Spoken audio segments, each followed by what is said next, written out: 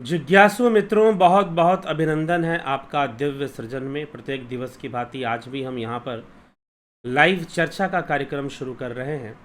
और जैसा कि आपको विदित है, यह जो लाइव चर्चा है, शिव सूत्र वसुगुप्त रचित शिव सूत्र पर हम चर्चा आगे बढ़ा रहे हैं। तो पिछले 3 सूत्रों पर हमने चर्चा कर ली है और आज चौथे सूत्र को हम देखेंगे। तो जो चतुर्थ सूत्र है वह क्या कहता है और उसका पिछले सूत्रों से संबंध क्या है। चौथा सूत्र कहता है ज्ञानाधिष्ठानम मातृका, अर्थात ज्ञान का अधिष्ठान या ज्ञान का आधार मातृका है। मातृका का अर्थ है वर्णमाला। तो ज्ञान का आधार वर्णमाला है। अब वर्णमाला शब्द हुआ करते हैं ना, लिखित रूप में रिटन सिंबल के रूप में भी होते हैं और वर्बल सिंबल के रूप में भी होते हैं, तो शब्द होते हैं। तो सबसे पहले शिव सूत्र में बताया गया चैतन्य आत्मा, आत्मा ही चेतना है। इस विषय को सबसे पहले प्रस्तुत किया गया और फिर उस आत्मा को जानने में, निज स्वरूप को जानने में जो बाधा है वह ज्ञान है। वह ज्ञान है बहिर्मुखी ज्ञान, विशेष रूप से जो इंद्रिय और मन की वृत्तियों से जो पैदा होता है। इंद्रिय मन के वृत्ति से जो ज्ञान उत्पन्न होता है, उस ज्ञान को बाधा कहा गया। तो ज्ञान बाधा है, ज्ञान बंधन का कार्य करता है, क्योंकि निज रूप के ज्ञान का निरोध कर देता है। निज रूप का जो ज्ञान हमें होना चाहिए, निज स्वरूप को जो हमें जानना चाहिए, आत्मा को जो हमें जानना चाहिए, हम उस आत्मा को नहीं जान पाते हैं क्योंकि इंद्रियों का ज्ञान हम पर हावी हो जाता है और वो उस ज्ञान का निरोध करता है। आत्मा की ओर जो हमारी यात्रा है, निज स्वरूप की जो यात्रा है, निज स्वरूप की जो प्राप्ति है, उस ओर हमें नहीं जाने देता और हम इंद्रिय जनित वृत्तियों में ही खोए रह जाते हैं। और इंद्रिय मन की जो वृत्तियां हैं उसी को यहाँ ज्ञान कहा जा रहा है, क्योंकि इंद्रियां जो सेंसेस है हमारी, जो सेंसुअल वर्ल्ड है, एक नॉलेज हमें दे रही है, लेकिन जो भी नॉलेज दे रही है वो सेंसुअल नॉलेज है। और सेंसुअल नॉलेज होने के कारण ही उसे मिथ्या कहा जाता है, माया भी कहा जाता है। गोचर जहां लगमन जाई, जहां जहां इंद्रियां जाती हैं, पहुंच सकती हैं, वह सब रियल नहीं है। और वही बंधन है कि आप अपनी रियलिटी को, आपका जो रियल सेल्फ है, आप उसको नहीं जान पाते हो, क्योंकि वही बंधन है। वह ज्ञान ही बंधन बन जाता है, इसलिए ज्ञानम बंधा ऐसे लिखा गया। फिर इस ज्ञान का जो बंधन है वो किस रूप में हमें बांधता है, तो योनि, कला और शरीर के रूप में हमें बांधता है। योनि, कला और शरीर के रूप में हमें बांधकर योनि, कला और शरीर के द्वारा आत्मा का निरोध हो जाता है। यह भी हमने सुन लिया, इस पे भी हमने चर्चा कर लिया कल। अब कि ये जो अज्ञान, ये जो ज्ञान है, जो इंद्रिय ज्ञान है, जो सेंसुअल नॉलेजेस जो हमने लिए हैं वर्ल्ड के, क्योंकि हर नॉलेज अकॉर्डिंग टू सेंसेस है। आपका हर परसेप्शन सेंसुअल है, डिपेंड ऑन सेंसेस। तो इसीलिए, और सेंसेस में अगर चेंजेस आएंगी तो नॉलेज में भी चेंज आ जाएगी। अगर आपके जो टेस्ट ग्लैंड्स हैं जिह्वा में, जीभ में, टंग में, अगर वो खराब हो जाए तो वो रियल जो टेस्ट है वो नहीं ले पाएगी। अब आप कहोगे रियल टेस्ट को नहीं ले पाएगी, रियल टेस्ट तो नामक कोई चीज ही नहीं है, क्योंकि ये टेस्ट ग्लैंड जो टेस्ट ले सकती हैं वही टेस्ट ये लेती हैं। अब इसमें रियल और अनरियल वाली टेस्ट की हम क्या बता सकते हैं? Average, not real. जो भी टंग में हमें टेस्ट मिल रहा है दैट इज नॉट रियल। हाँ, हम अपने रियलिटी का चेकअप कहां से करते हैं? दूसरे लोगों से। हाँ भाई, तुम्हें टेस्टी लग रहा है क्या? ठीक है, लेकिन आपका भी टेस्ट ग्लैंड वैसा ही है तो आपको भी टेस्टी लगेगा। लेकिन हो सकता है कि अगला ज़्यादा मिर्च खाता हो, नमक खाता हो, तो हो सकता है कि उसका परसेप्शन बदल जाए। आपको अगर किसी को कोई बीमारी हो जाती है, जैसे कि अभी कोरोना इन्फेक्शन जिनको होता था और बीमार पड़ते थे लोग, उनका टेस्ट चला जाता था, सही से उनको टेस्ट नहीं आता था। कम नमक भी है तो उनको बहुत तेज नमक लगता था, स्वाद पता नहीं चलता था उनको, ऐसी चीज़ें होती थी। तो उसमें टेस्ट ग्लैंड्स भी तो एक क्या चीज़ है, वो कोशिकाओं से बना हुआ एक ग्लैंड है, सेल से बना हुआ, जिसके मीडियम से हमारा ब्रेन जो है कुछ चीज़ों को परसीव कर रहा है। लेकिन वो रियल नहीं है। रियल इसलिए नहीं है क्योंकि डिपेंड्स ऑन फिजिकल स्टेबिलिटी। अगर उस फिजिकलिटी में कुछ चेंजेस आ जाए, टेस्ट ग्लैंड में कुछ चेंजेस आ जाए, तो वो टेस्ट लेगा ही नहीं, वो टेस्ट फिर लेगा ही नहीं, स्वाद आएगा ही नहीं आपको उस चीज़ का। अगर मीठे का स्वाद लेने वाले जो हमारे टंग में जो ग्लैंड्स अगर वो खराब हो जाए तो वो मीठे का, आप मीठा खाओगे तो भी टेस्ट नहीं आएगा। इट मीन्स कि जो भी परसेप्शन आपका इस सेंसुअल वर्ल्ड में है due to senses and in the limitation of senses, ठीक है, हमारा बाह्य, हमारा जो व्यवहारिक जगत है, जो सेंसुअल वर्ल्ड है, उसमें काम करने के लिए हमें सपोर्ट कर रहा है, क्योंकि every one has the same type of senses. कोई एक्स्ट्रा ऑर्डिनरी सेंसुअल पावर का व्यक्ति आ जाएगा तो उसके साथ हम नहीं इंटरेक्ट कर पाएंगे। हम उन्हीं लोगों के बीच में रह रहे हैं जो हमारे जैसे ही क्वालिटी रखते हैं सेंसुअल परसेप्शन की। अब आंखें हैं, स्पेरिकल आइज है, आउल की जो आइज है वो सिलेंड्रिकल है, उसके अंदर इमेज फॉर्मेशन अलग हो जाएगा, आपके अंदर इमेज फॉर्मेशन अलग हो जाएगा। जो बैट्स है, जो चमगादड़ होते हैं, वो क्या करते हैं, वो आपके अल्ट्रासोनिक वेव्स के थ्रू भी इमेज फॉर्मेशन कर लेते हैं, साउंड वेव्स के थ्रू। तो नेचुरली उनका इमेज फॉर्मेशन अलग होगा, हाँ, लेकिन परफेक्ट बहुत होता है, परफेक्ट होता है। एक चमगादड़ उड़ेगा, आपके कान के पास से गुजर जाएगा, लेकिन आपसे टकराएगा नहीं जल्दी,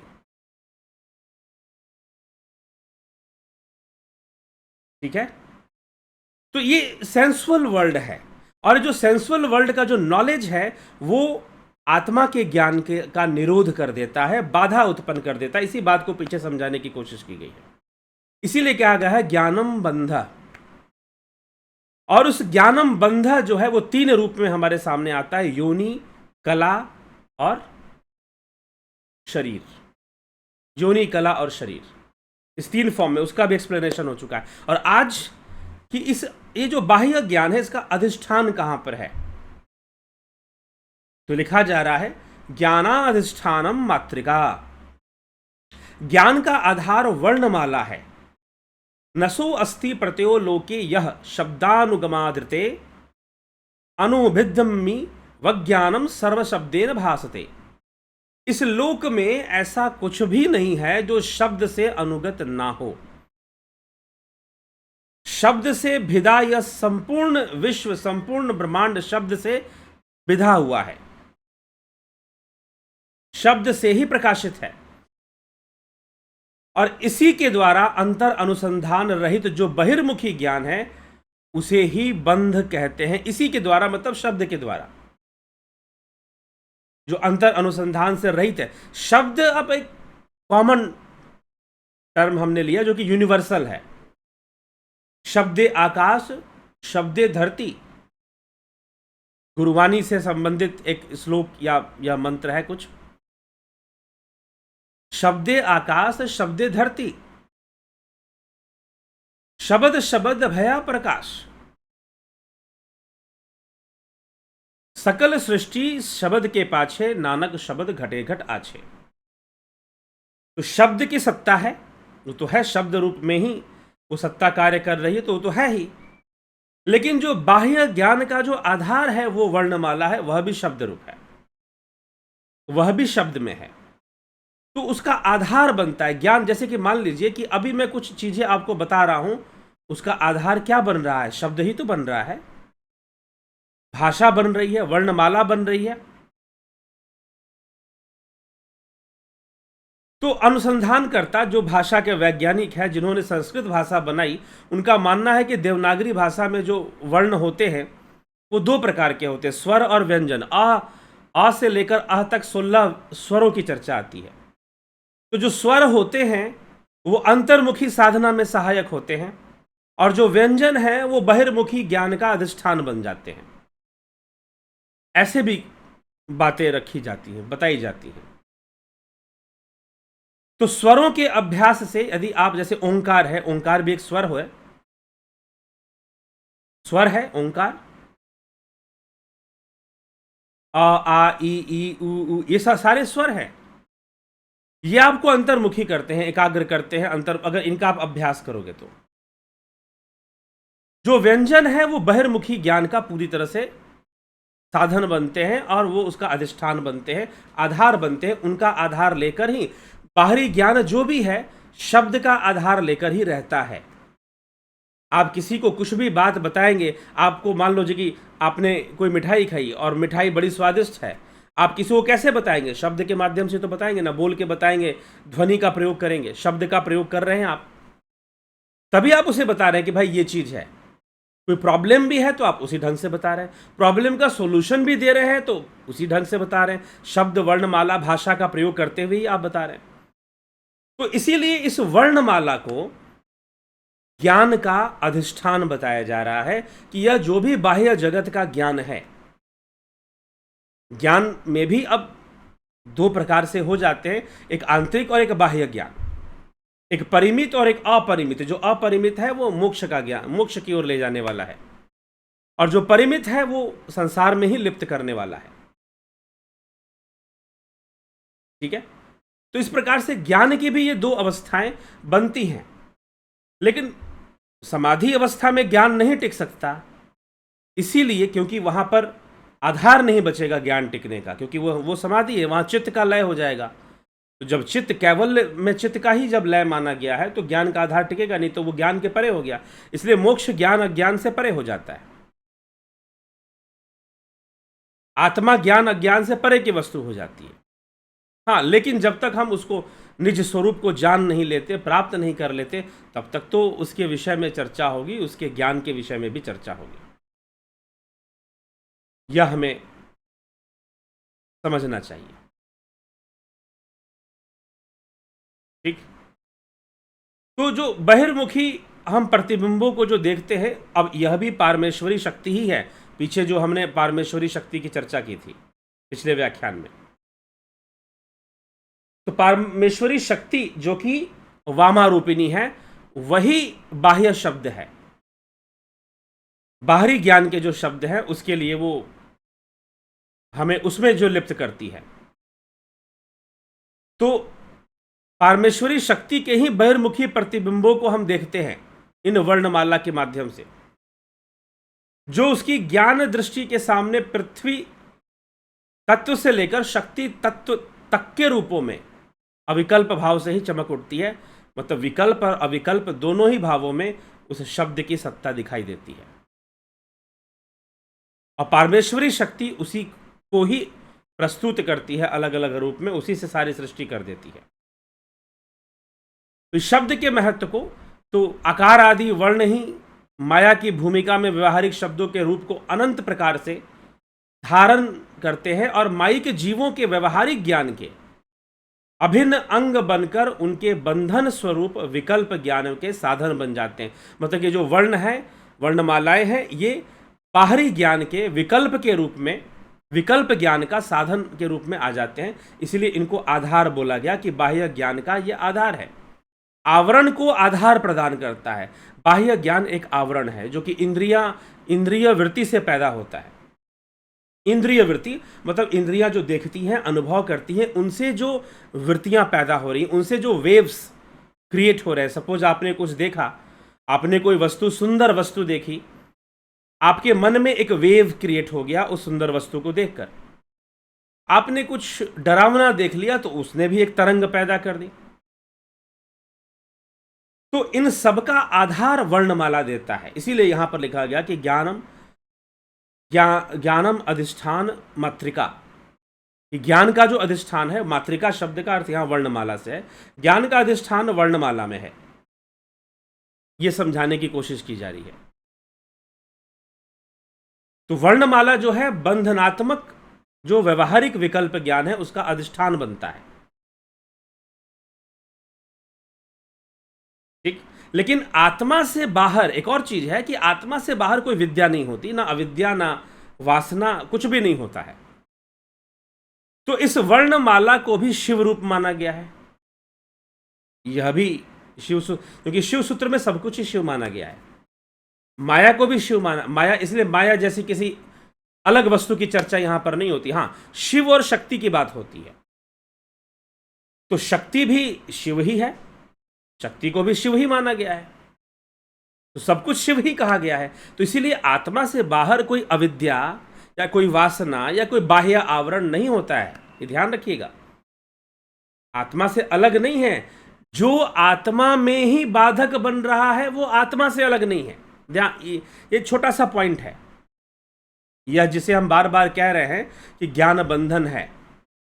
यह जो ज्ञान बंधन है यह भी आत्मा से अलग नहीं है, लेकिन यही आत्मा की अभिव्यक्ति आत्मा के लिए ही बंधन बन रही है, मतलब निज स्वरूप तक पहुंचने में हमें रोक रही है। ठीक है। और जीवत्व भाव बना हुआ है, आणव भाव बना हुआ है, आणविता बनी हुई है। आणव मतलब कि अणु, अणु मतलब जीव है। यहां पर शिव सूत्र में जो चर्चा चलती है, अणु, अणु का तात्पर्य यहां पर इस तरह से लिया गया है, इकाई के रूप में लिया गया, एक यूनिट के रूप में लिया गया है। ठीक। तो आणव भाव जो है वह जीव ही आणव रूप है, तो इसीलिए उसके लिए बंधन बन जाता है ज्ञान। यद्यपि जितनी भी चीजें हैं उस आत्मा के अंदर ही हैं, अविद्या, ज्ञान, अज्ञान, सब कुछ, लेकिन यह बाह्य ज्ञान जो है, बाह्य ज्ञान का जो विषय है, बाधा बन जाता है। जो इंद्रिय वृत्तियों से जो ज्ञान प्राप्त हो रहा है वो सब के सब बाधा ही बनती हैं उस आत्मज्ञान, उस आत्मा तक पहुंचने में। और इस संपूर्ण बाह्य और इंद्रिय वृत्तियों का जो ज्ञान है उसका जो अधिष्ठान है वो वर्णमाला है, अर्थात जो शब्द जिसके द्वारा हम अभिव्यक्ति करते हैं ज्ञान की।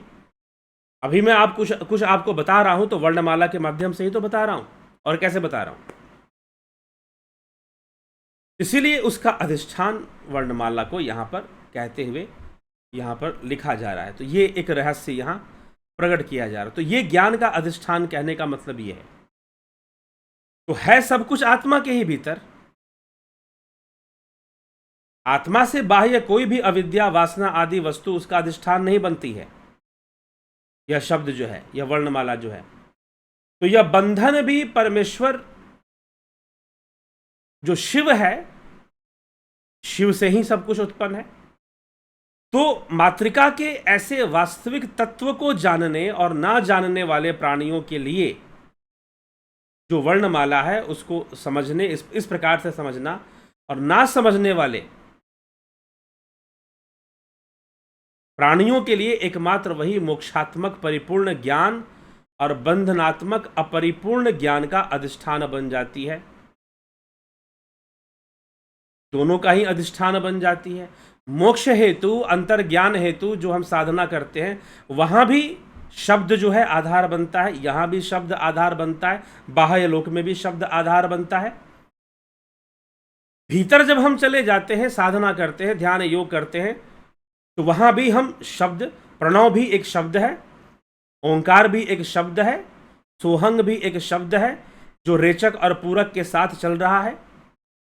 स और ह की हंसा ध्वनि जो चल रही है वो भी एक शब्द है, और उसी के माध्यम से जीव जो है, साधक जो है, योगी जो है, अंतर्मुखी हो जाता है और वहां पर नाद से जुड़ जाता है। नाद भी शब्द है और वो नाद ही उसे शब्दातीत अवस्था में ले जाता है। शब्दातीत अवस्था मतलब भावातीत अवस्था, शून्य में लेके चला जाता है। वो शून्य भी एक शब्द, निशब्द होकर भी शब्द है, अर्थात वहां कुछ भी नहीं है, वह भावातीत अवस्था में, और वो भावातीत अवस्था ही आत्मा है। आत्मा है, वह शब्दातीत अवस्था हो जाता है, तर्कातीत हो जाता है। तो वो नाद भी एक शब्द है, उस शब्द के माध्यम से हम लीन होते हैं, समाधि में, शून्य में पहुंचते हैं। नाद माध्यम बन जाता है। नाद ध्यान, जिसको ध्यान योग के कोर्स में यह नाद ध्यान सिखाया जाता है। ध्यान योग के कोर्स में यह नाद ध्यान बताया जाता है कि आप कैसे बेहतर नाद ध्यान करो और कैसे आप अंतर्मुखी होकर ध्यान में उतरो, अपने जीवन को आनंदित करो और आपके आनंद से दूसरे भी लाभान्वित होकर आनंदित हो सके। ठीक है, तो ये शब्द और वर्णमाला के रहस्य को समझाते हुए ये बातें बताने का कि इसलिए कहा गया ज्ञानम अधिष्ठानम मात्रिका, कि ज्ञान का जो अधिष्ठान है वो वर्णमाला है, उसी के माध्यम से सारा ज्ञान का प्रपंच और व्यापार चलता है। व्यापार, जो ज्ञान का व्यापार है, जो व्यवहारिकता में चलता है, वो वर्णमाला के आधार पर ही चलता है। इसीलिए ज्ञानम अधिष्ठानम मात्रिका, ज्ञाना अधिष्ठानम मात्रिका इस प्रकार से लिखा गया चौथे सूत्र के अंतर्गत। तो इस तरह से हमको यह समझना चाहिए और समझकर हमको इसका आधार कि वर्ण, ये बताने की आवश्यकता इसलिए पड़ती है। एक और बात, ये प्रश्न उठ सकता है कि बताने की क्या आवश्यकता है कि अधिष्ठान वर्णमाला है। जी हाँ, क्योंकि फिर वर्णमाला ही अंतर्मुखी होने का साधन बनेगा, ध्यान का साधन बनता है और फिर हम अंतर्मुखी होते हैं और उस वर्णमाला से मुक्त हो जाते हैं।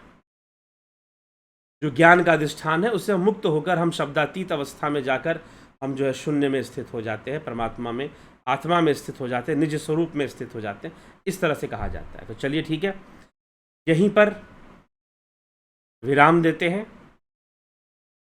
कल फिर लाइव चर्चा में आगे के सूत्रों को लेकर आगे बढ़ेंगे। और ध्यान योग का कोर्स यदि आप करना चाहते हैं, ध्यान योग का कोर्स है ही उस शब्द विज्ञान को अच्छे से समझने के लिए, उस शब्द द्वार तक पहुंचने के लिए। ध्यान योग का कोर्स है ही इसीलिए, शब्द द्वार के सारे रहस्य को प्रकट करने के लिए। तो जब हम ध्यान योग की साधना करते हैं तो निश्चय ही इस शब्द रहस्य को और बेहतर तरीके से समझ पाते हैं और अपने जीवन को आनंदित कर पाते हैं। तो यदि आप ध्यान योग करना चाहते हैं तो निश्चय ही ध्यान योग का कोर्स आप ज्वाइन करिए। यह जो ध्यान योग का जो कोर्स है यह ऑनलाइन माध्यम से ही अभी चल रहा है, आप इसका लाभ उठा सकते हैं। 1 महीने का ये कोर्स है, आप ऑनलाइन माध्यम से इसका लाभ उठाइए और निश्चय ही ये आपकी सहायता करता है भावातीत अवस्था में पहुंचने में, शब्दातीत अवस्था में पहुंचने में और निज स्वरूप का साक्षात्कार करने में। तो आप अवश्य कोर्स ज्वाइन कर ध्यान योग से लाभान्वित हों, अपने जीवन को और बेहतर बनाएं, क्योंकि ऐसा ध्यान योग, हमें मोक्ष मिलेगा नहीं मिलेगा वो बहुत बाद की बात है, लेकिन हमें एक अच्छा जीवन जरूर मिलता है जब हम ध्यान योग करते हैं। तो एक बेहतर जीवन, एक फोकस्ड लाइफ, एक कंट्रोल्ड लाइफ, और उसमें आध्यात्मिक शास्त्रों की समझ भी हमारे हो, कॉन्सेप्ट भी क्लियर हो, तो और अच्छा ध्यान होता है। फिर ध्यान हम और अच्छा करते हैं और जीवन भी और अच्छा बेहतर, क्योंकि हमें जीवन ज़्यादा अच्छे से समझ में आता है। जीवन में होने वाली घटनाएं और खेल, हमें माया का खेल, प्रकृति का खेल हमें और अच्छे से समझ में आता है।